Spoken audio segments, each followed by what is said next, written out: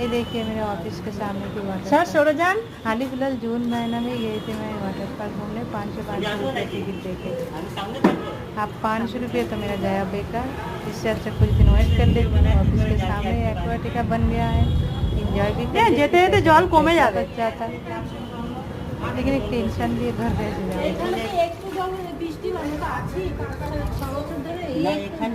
কমে যাবে তো। ওখানে যাও না, এটা এত জ্ঞান আবার এই বৃষ্টি একটা প্রাকৃতিক এ মা জল পড়ে গেল। একটু আগে আসতিস দেখিস তোর বস কি করে যাচ্ছে। বস কি করে যাচ্ছে? বস আর আমাকে পাত্তাই দিচ্ছে না। সব এরকম অফিস ছিঁড়া ছাড়া মানুষকে